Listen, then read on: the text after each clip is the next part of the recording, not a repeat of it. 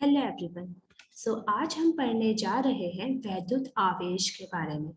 Chapter start करने से पहले हमारे दिमाग में एक क्वेश्चन आना चाहिए और वो ये है कि हमें वैद्युत आवेश चैप्टर आखिर पढ़ना क्यों है।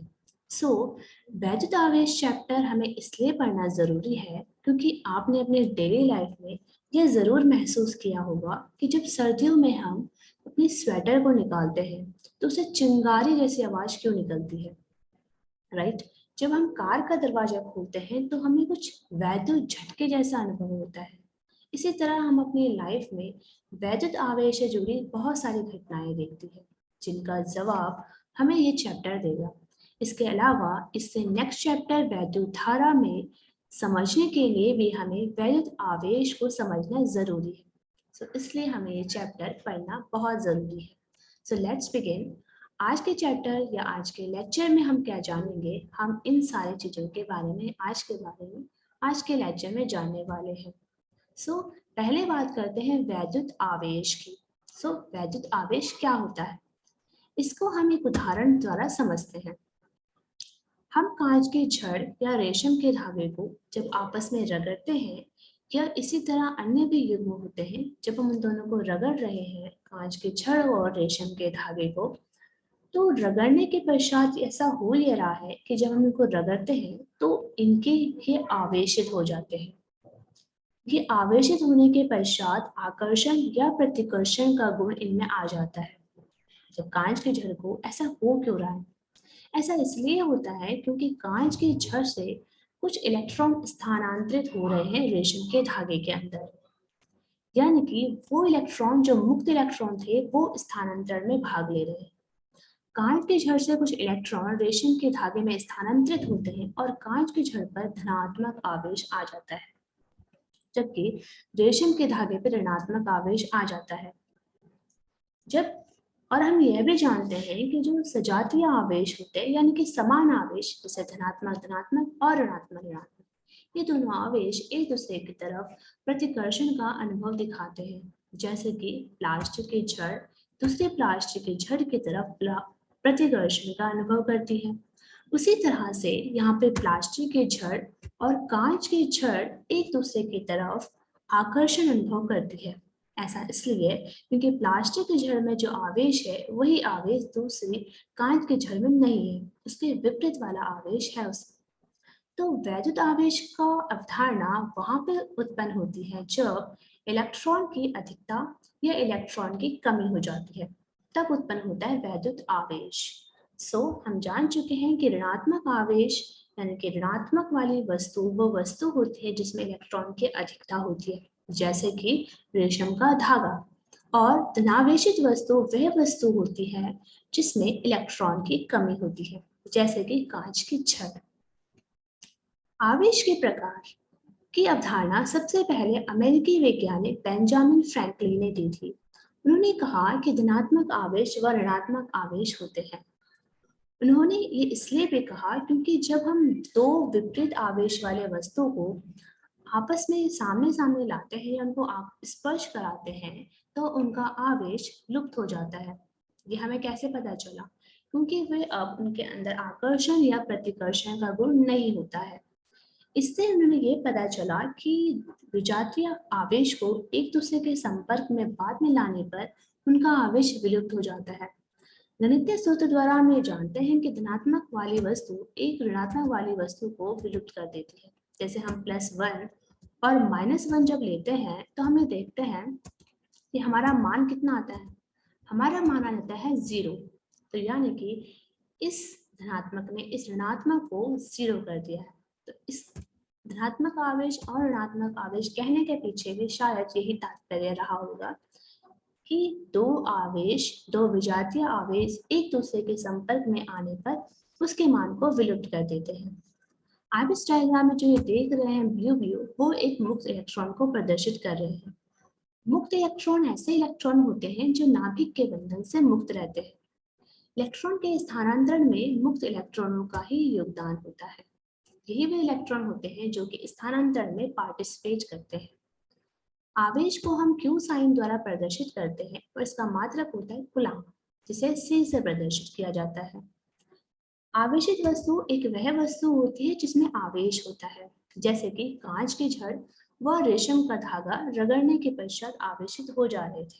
जबकि अनावेशित वस्तु वह वस्तु होती है जिसमें आवेश नहीं होता है। चालक। चालक क्या होता है? चालक कुछ ऐसे पदार्थ होते हैं जिनमें से विद्युत धारा प्रभावित हो सकती है।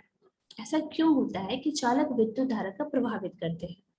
ऐसा इसलिए होता है क्योंकि उसमें कुछ मुक्त इलेक्ट्रॉन या कुछ स्वतंत्र इलेक्ट्रॉन उपस्थित होते हैं, जो कि वैद्युत धारा के प्रभाव में सहायता करते हैं। चालक के कुछ उदाहरण होते हैं धातुएं, मानव, जंतु शरीर व पृथ्वी।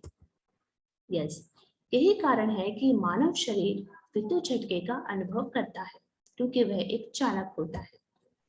वैद्युत रोधी कुछ ऐसे पदार्थ होते हैं जो कि वैद्युत धारा के प्रभाव में उच्च प्रतिरोध या उच्च बाधा उत्पन्न करते हैं।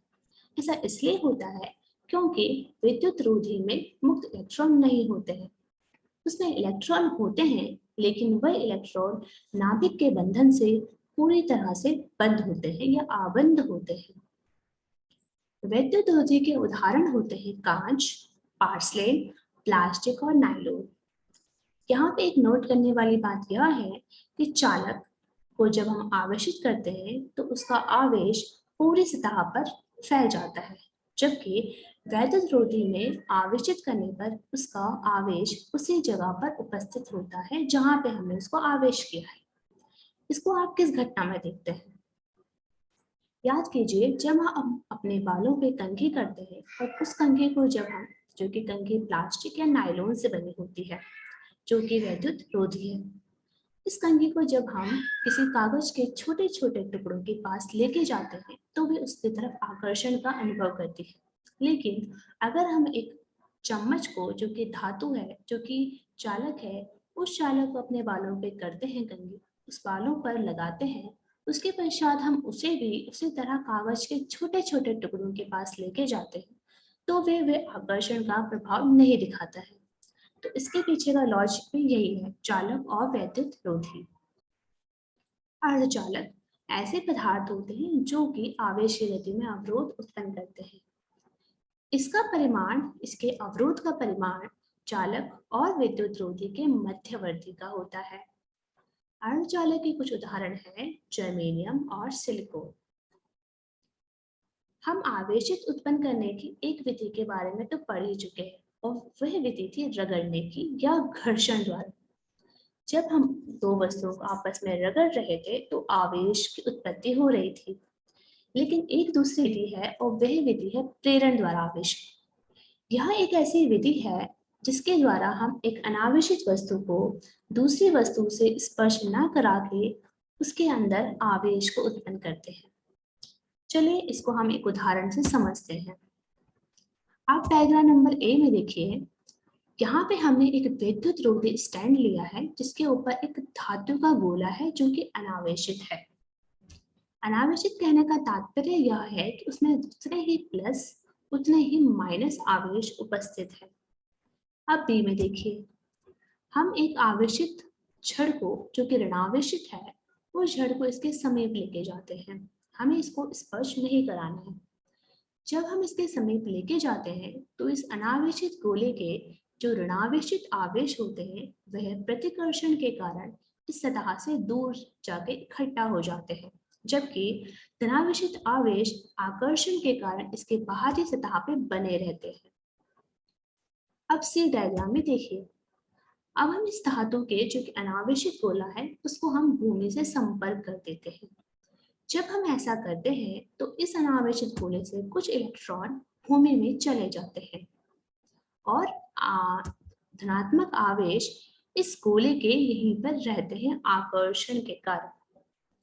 अब हम डी डायग्राम के अनुसार भूमि से संपर्क हटा देते हैं और तब हम देखते हैं कि केवल हमारे पास धनात्मक आवेश उपस्थित रहते हैं इस गोले पर, वो भी एक साइड में।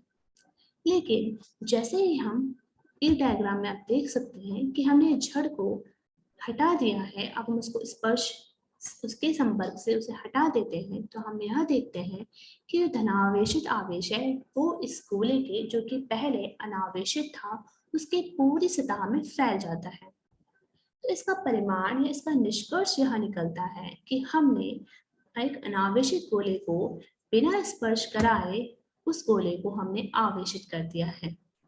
यह भी ध्यान रखने वाली बात यहाँ पे यह है कि अनावेशित वस्तु पर उस आवेशित वस्तु का विपरीत आवेश उत्पन्न होता है।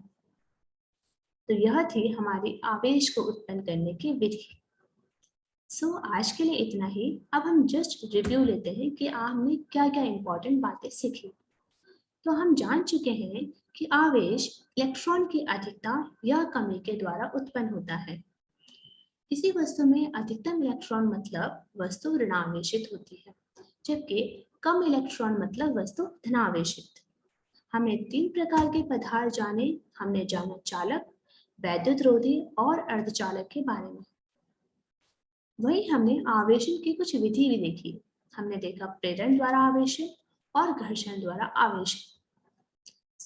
इसके नेक्स्ट हम क्या पढ़ेंगे? हम पढ़ेंगे वैद्युत आवेश के मूल गुण, कूलाम नियम और बहुल आवेशन के बीच बल तथा वैद्युत क्षेत्र के बारे में भी। Thank you.